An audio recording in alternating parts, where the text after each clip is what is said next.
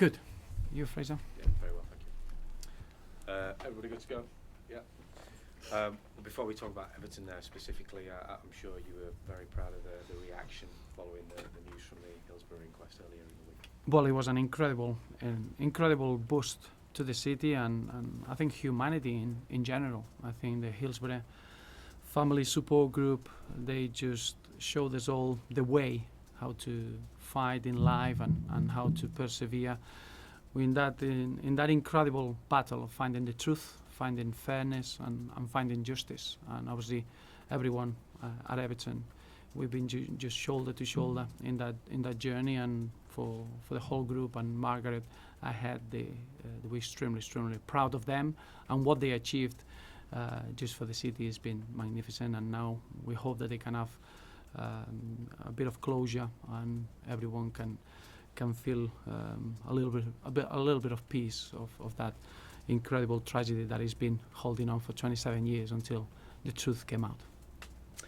Moving on to football matters then, how's your squad looking injury-wise at the moment? Well, we got, as you can imagine, we picked up a few injuries and a few suspensions. We pushed ourselves to the maximum. I think someone like Phil Jagielka, that he got through the game when he had no right to be fully fit. Obviously, he's going to be missing now for the next few games. I think it's too early to know if he's going to miss the rest of the season or it will be available for the last game of the campaign. But Phil Jagielka will be missing, Gareth Barry will be missing, Seamus Coleman will be missing, and Ramiro Funes Mori is in the second game of his suspension. So clearly we're going to have a little bit of a weak back four in terms of the amount of bodies that we're missing, but I think it's been the case throughout this season, so maybe we'll have a real good opportunity for some young player to come along. Kieran Dowell, for example, I mean, he scored a hat-trick for the under-21s the other day. Does he come into your thoughts perhaps? He is, clearly. I think we had every young player, our football club has got a very specific programme and a path to get him into the first team. We saw Tom Davies and Callum Connolly making their debuts, and I thought they were very impressive in the manner that they did that. And now Kieran Dowell has been outstanding with his performances. I don't think you'll find another adjective to describe the outstanding consistency that he had with the under-21s, the quality that he brings. He was involved in the first team early on in the season. He picked up an injury, and I feel that he's ready now to be given an opportunity in the first team. So I would expect him to be around the first team. Like you say, the players pushed themselves to the limit in that semi-final, and the second half in particular was an outstanding performance. For you as manager now, is it a case of trying to concentrate on those positives in that second half rather than maybe trying to pick them up mentally, because I'm sure they'll be absolutely devastated to have gone out the way they did? I think the first and foremost, we need to be very aware that we played our hearts out in that second half, and that's the way forward. Sometimes with that sort of performance you get a bigger reward. That wasn't the case, and that's why now probably we all hurting. The fans, everyone in that dressing room was devastated after the game, and understandably so. But that is the way forward. That just sets a platform where if you can reproduce that sort of level, and we can reproduce that over 90 minutes, and going forward, that's a way to bring success. And clearly, the disappointment, the hurt that is shared now at the football club is for all of us to get through it. But if anything, is giving us a clear determination and a very renewed drive to make sure that we face adversity like we did in many other occasions in our history, and make sure that we get all these good signs, and this second half performance should be probably the way to achieve future success, and make sure that we all respond together in front of this adversity, because we need each other at this present time. As I'm sure you would expect, because of the result and previous results as well, your position comes under scrutiny. We understand, according to reports, there could be a board meeting to perhaps discuss your future. How do you feel about that? Is it easy to just go about business as usual? Well, no, it is. I understand it completely. I understand it completely because I never felt that being Everton manager is a manager to be judged by being in an average position. I always encourage huge expectations, and I think as a football club we have to drive to challenge for silverware. We have to drive to get into the top 4 positions. So when you're not in those positions, the scrutiny needs to be there, and from the media especially. But it shouldn't be any scrutiny of the last 2 months or 3 months. It should be a scrutiny over the 3 seasons, a scrutiny about taking a squad and the team that we put together and the team that we developed since I've been at the football club, and the type of performance that we had in the second half, a team that it can perform against anyone with a very clear idea of how to play and how to be successful. That's a scrutiny that I welcome and I accept. I wouldn't want to be judged on being the manager of the 9th budget of the league. I want to be under the scrutiny of being very proud of being the Everton manager. Everton is a huge football club, and I expect to be challenging with silverware and being in the top positions. So for those fans who we understand are perhaps planning protests this weekend, what is your message to them? Well, the message is that we are all hurting together. I understand their passion, and they make us, as a football club, they make us what we are, and football without passion makes no sense. But in the same way, I would say to those fans that is only when you get through these difficult experiences and these painful moments that you get a renewed drive, and I'm ready to fight more than ever, and probably closer to find the way of challenging for silverware. And I'm looking at the last 3 seasons. The first season we reached a very important level in the league. We had our record points tally in the Premier League.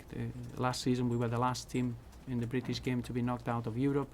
This season we've been in 2 semi-finals. Of course we shared pain of not reaching the final in the FA Cup, because we felt with that second half performance that we showed that we are good enough, and on the day we can compete against anyone. So the signs are there, but clearly we're not the finished article, and I'm more capable now to find those final adjustments to make us better, to make us a team that we can compete at home as well as we can do at home as away. The defeats that we had at home, 8 defeats at home with 39 goals conceded, is not good enough and nowhere near the levels that you expect to be a successful team, and that's clearly what we have to change. But we have to do it in a typical Everton way, in a typical Everton fashion, which is facing adversity with integrity and facing adversity with an incredible desire to perform well in the next 4 games and change things around. So home this time around, obviously, and Bournemouth. And is it a question now of you just making sure that you try to amass as many points as you possibly can, finish up the league as high as you possibly can, because there is the knock-on effect perhaps of maybe trying to keep hold of the best players that you've got and trying to make sure that they feel comfortable staying at Everton in the future? Well, it's easier than that, and it's simpler than that. I think any player that represents Everton has to reach the level that we showed in the second half in the semi-final. It's not good just to go through motions or expect that you're going to have the opportunity to represent Everton for the rest of your career. As a player, whoever's on the pitch needs to reach a level of intensity, of responsibility, of drive, of quality that we showed in the second half, and that's going to be the case in the next 4 games. Whoever's going to be on the pitch for different reasons. There are certain players that deserve an opportunity. There are certain players that they need to show what they can do. It's just, as a team, we need to show that sort of level in every single minute that we play from now till the end of the season. And clearly, every position in the table matters. Every point matters, and our standards as a team are extremely, extremely important. Thank you.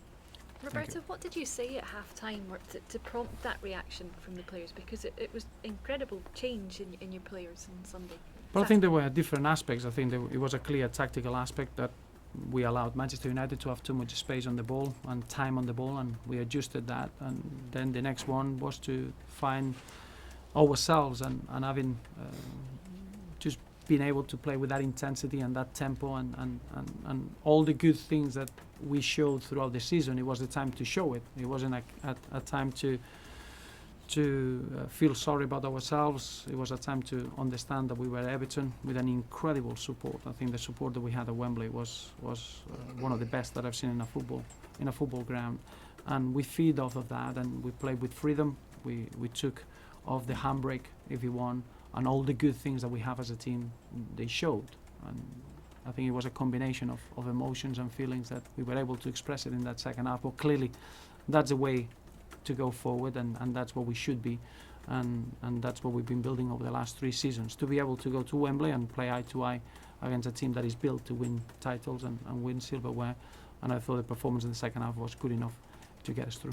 In a way, was it frustrating then that you've not seen that more often this season in recent years? Well, I think we shouldn't forget we had really good moments and we had really difficult moments as well, as you would expect when you got young players with big roles in a team. We've never had a consistent back four throughout the season, and that's not an excuse. That's a situation that you have to deal with. But in the same way, we have accumulated really strong experiences. Last season, going to Europe and being able to face a team like Wolfsburg and beating them home and away, that develops strong mentality. Lessons that we had throughout help us into that second half performance in Wembley. So it's almost that's the way to go forward, rather than feel disappointed that you couldn't do over 90 minutes. You need to understand that you're playing against another team that they wants to win, that they've been built with a financial muscle to try to win those titles. So you have to respect that. But in our way, that's the way forward, and the performance in the second half is what we should be in every game we go into. What are your memories of the 3-3 draw with Bournemouth? And in a way, has not putting games to bed been one of the issues this season? I think we put that one to bed in the FA Cup game. We went down there with a clear focus of learning from the lessons, and we did that. We kept a very good clean sheet. Joel Robles had a really good performance in that day, but I think as a team we were able to be really strong on the day. We're facing a Bournemouth side that they play with a lot of energy, with a play a lot of belief, and they still enjoying their part of getting promoted and achieving, regaining or maintaining the status in the Barclays Premier League. So it's a confident team, but I think at the weekend it's going to be about ourselves. It's going to be about how we can get through that pain that we collected at the weekend, but how much are looking forward to express ourselves on a football pitch. Eddie Howe says that they're still finding their feet in the league. Have you been impressed with what he's done? Very much so, yeah. I think any team that he gets promoted, you're going to have a period of finding your feet, you're going to have a period of understanding the league, and I think they've done that. And if Eddie Howe feels that he's still doing that, and they already got 41 points, I think is an impressive way of doing that. If you can find or fine-tune your way of playing while you're collecting points at this level, is a very, very impressive way of doing it. Thank you. Thank you.